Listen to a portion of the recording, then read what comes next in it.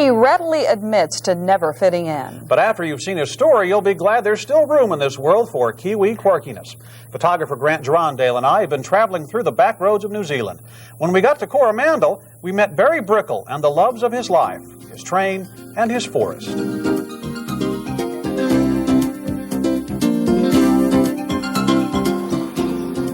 A lot of artists live and work in the town of Coromandel, a tidy little village which straddles a spit of land on New Zealand's Pacific coast. The bridge into town is just 1 lane wide, so everyone waits their turn to cross.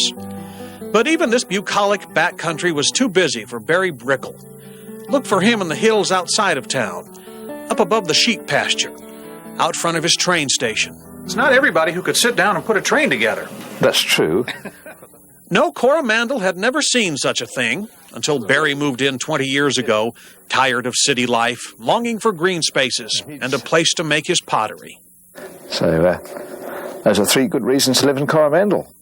Barry's pottery business thrived, but he soon tired of hiking into the hills to dig deposits of clay, so he got to thinking.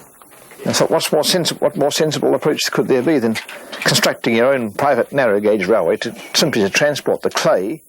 Yep, he built his own train, and for close to 20 years has been laying track into the hills. Naturally, word got around about what was going on, curiosities aroused. I've never married, never had children.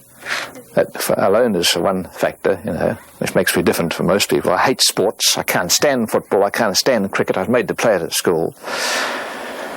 I always liked drawing and art. I'm left-handed, and well, there you are. It's I'm an oddity, if you like. I don't care. It's how you are that matters. There are plenty who come to revel in Barry's eccentricities. Every day they show up to browse through his pottery display and ride on his train. We have that much fuel. I think we might put a little bit more in. It's a diesel-driven train Barry built, christened the Snake, for all the curves it's called upon to maneuver. Has to be poured scientifically so that it goes around in a spiral. Makes a nice official sound, doesn't it? You know how much this thing cost me? $70. We'll do them all at once, saves a bit of time. Yep. Thank you. Good. And we'll shut your gates. In the interest of safety. As Barry opens up the throttle, the train ascends into a lush forest, the route dotted with pieces of Barry's artwork and glorious ocean views. Which I'm told all tourists simply have to have.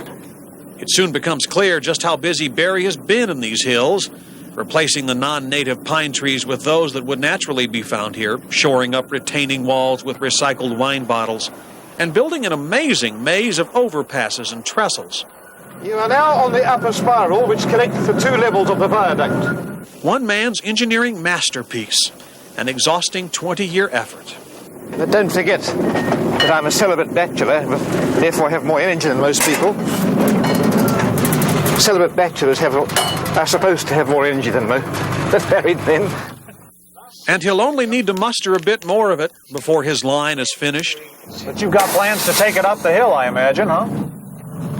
This is indeed the end of the line, and I have indeed further plans. And after all the passengers reverse their seats, another feature Barry built into his train. This is always a slightly confusing exercise. Yes. You get people left over who've got no seats. How did that come to pass? He tells us of his plans to set up a museum when his track finally makes it to the top of the hill, to tell the story of this region's natural history, wildlife, and botany. And when he dies, to give this land to New Zealand's National Trust, a group that will preserve the forest. So what we are doing is creating a national park with a railway running through the middle of it. But Barry's got no time to think of that now. There's track to lay, and he's got to keep the train running on time. Well, we better get going. There's another train load to bring up. People are probably waiting down there for us.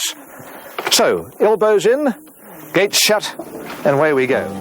And on the way back down the hill, the forest takes on new meaning, a realization that it will always be here. It will always look like this. Barry Brickell has seen to it, because it's how you are that matters. I'm regarded as a rather eccentric type. I don't think I'm the average Kiwi. Good thing, too. If only the world had more unmarried, childless, sports-hating, left-handed potters.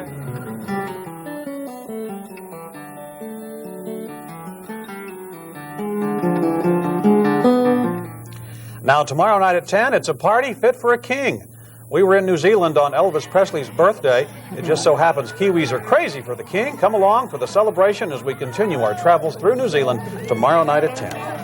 Elvis in New Zealand. They have two top Elvis impersonators. We get to meet them both. Oh, good. Barry's is a wonderful story, though. Yeah, thank you.